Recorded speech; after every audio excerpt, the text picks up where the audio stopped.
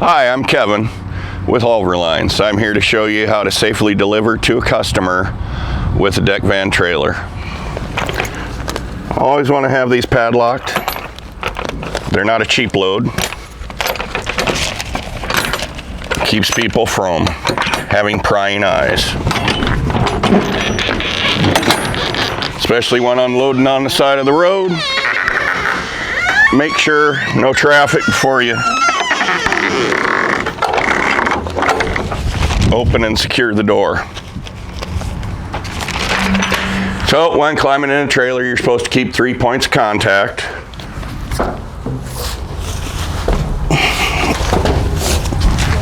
Sometimes you have to go hunting for the things you need, like extra logistics bars.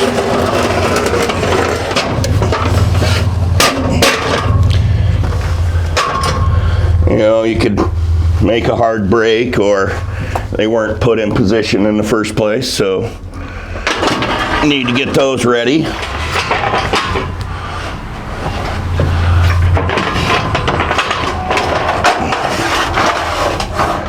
Our bar with the ramp mounts for the top deck.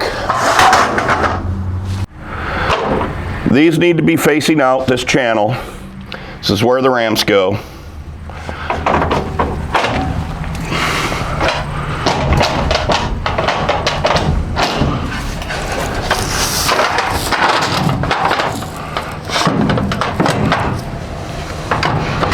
Make sure they're latched in place.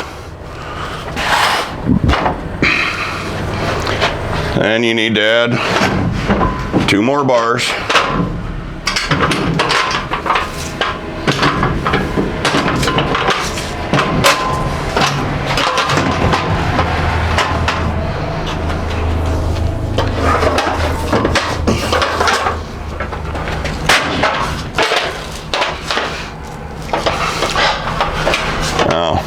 You always want to make sure that this little notch is down. That's what drops into the E-track. Gets a little snug in here at times. Now, you're going to take one of your pins, connecting pins. Always keep a hand on the board. Bring it down nice and slow. Don't let it bang. It'll hurt your ears. Now on this one, you need to squat down. There we go. Disconnect these, because these will be the supports holding the 2 sets of ramps together. Make sure before you unhook this that your uprights are stable.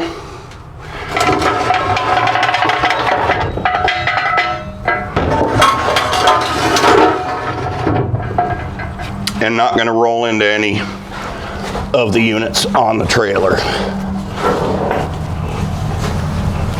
Come back out. 3 points of contact.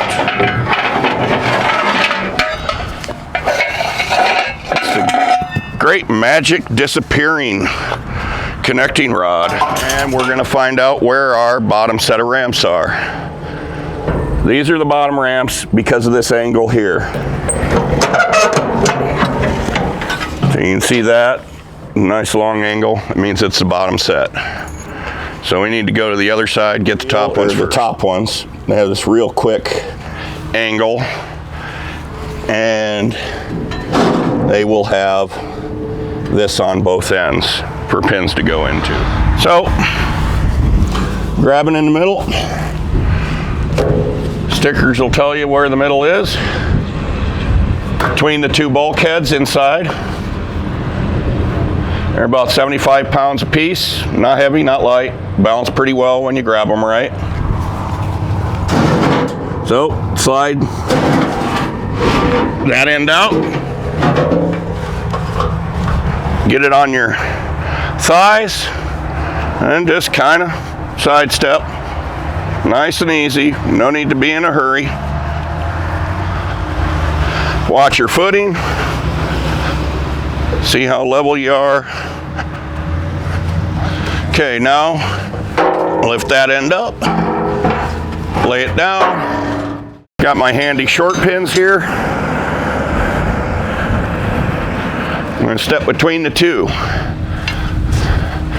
Keep these right here. Rest the inside corner and the crook of the elbow. Hand up inside the middle rail. And we're going to lift up.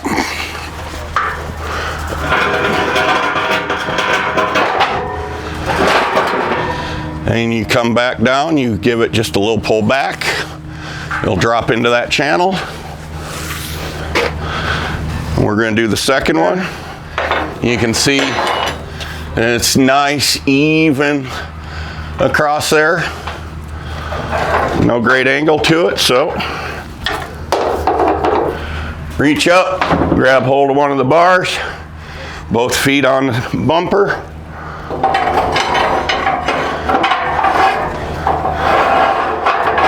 Feed the pin through. This is the bottom cross member of your uprights. We're going to grab one upright and the cross member. We're not on totally level ground. It's kind of a guesstimate. You're going to drop it down, put it in one side. It's going to allow it to stay up on unlevel ground.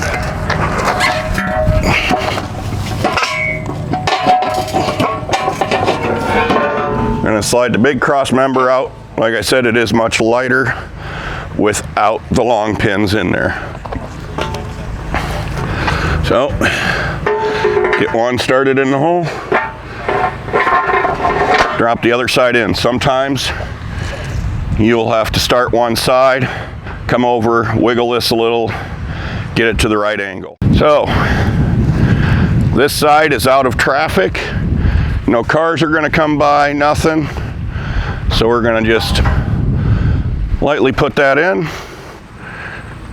We're going to come up, lift this up, and we're pretty close, so give this a little tug and get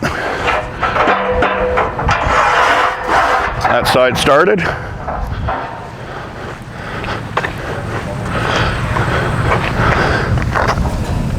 Whenever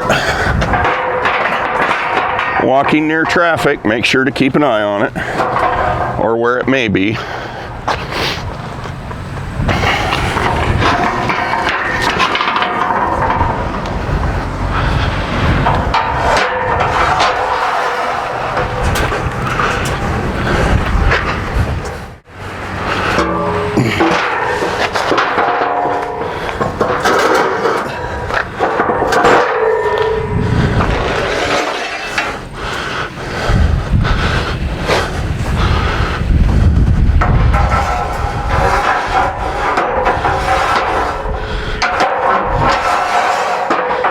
Okay, so when going up the ramps, you want to be as safe as possible.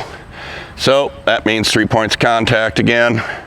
So it means it's time to bear crawl. No, you're not in the military, you're not in gym class, you're in the deck division. So what I'm doing is measuring the distance from the center of each tire versus what we got for a width here on the ramps, center to center. You want to be within an inch or two. Keeps both sets of tires on the ramps.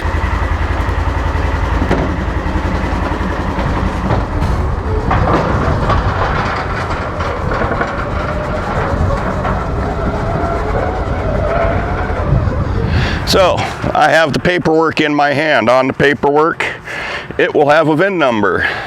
In multiple places on the unit, there will be a VIN number. We see this nice bright pink sticker. You can usually believe it, but let's pop this and go to the sticker that's actually on the frame. We really worry about the last 6. So 407803. Well, look at this. On the first one is 407803. It's white. So is this one. It's a Ranger. It's a 1000. I think it's safe to say we have the right one. We're tearing things back down so that we can get stuff off the bottom deck now. So, and pull that back out, let it hang. Now, there's a trick to this. Be gentle. Lift, and give it a little nudge. Just enough to allow the ramp to drop. Same thing on this side.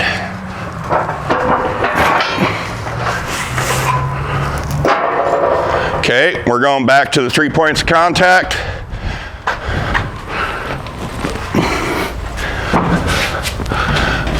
Take pins out.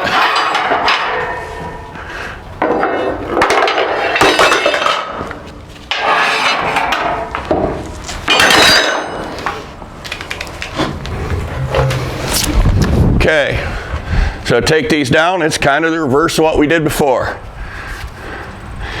With a twist. Lift up. Side step to the center. Bring it down in the crook of your elbow. And lower it back down. Okay, so the next one to come off is a Pro XP. It's kind of a little bit of a unicorn when it comes to RZRs. Or Polaris in general. A little wider than standard. The suspension is really compressed to allow it to be decked in a vehicle. And so there will be some things we need to do. First, we're going to readjust the ramps. Going to get them into place. On the bottom, it's very easy to tell where they need to be when there's a unit right here.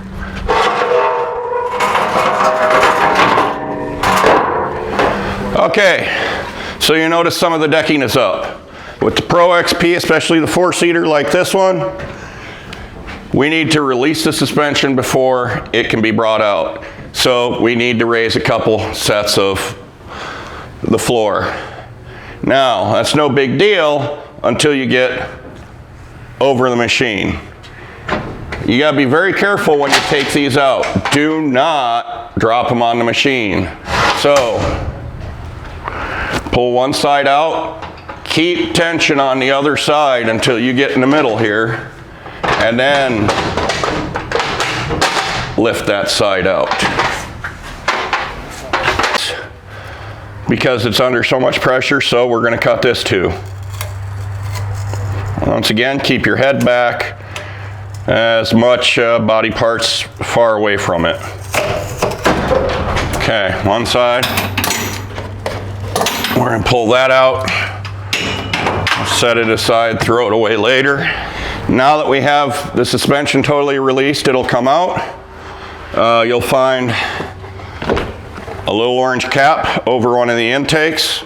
It needs to breathe. Take that off. Now you can see how much higher this rear end is, and it used to be underneath this height. So if you released it underneath here, it's going to do some serious damage, so don't let that be you.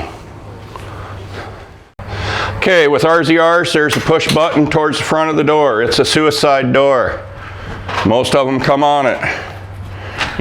All units, you'll want to find the tilt. It's going to be a little different on each one.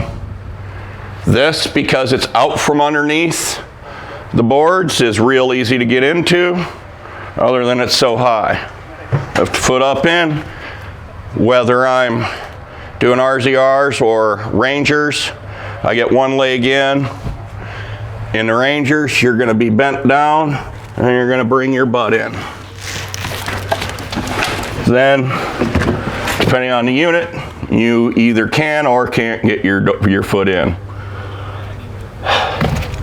So now we're ready to drive it off. Okay, so when you go to get in these things, like I said before, tilt the steering wheel up. It's on one side of the steering column or the other.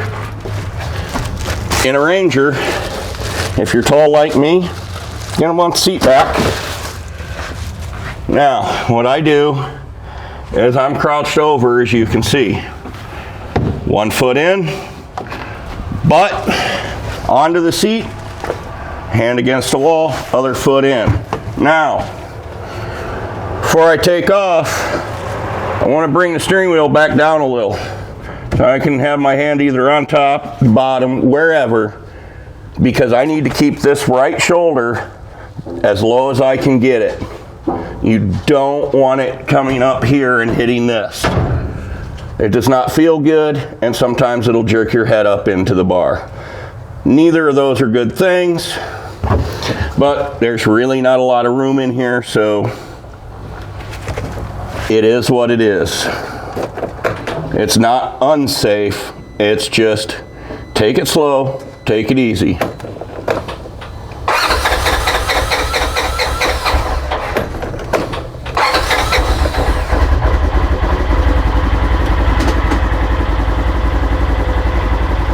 Okay, shoulders down.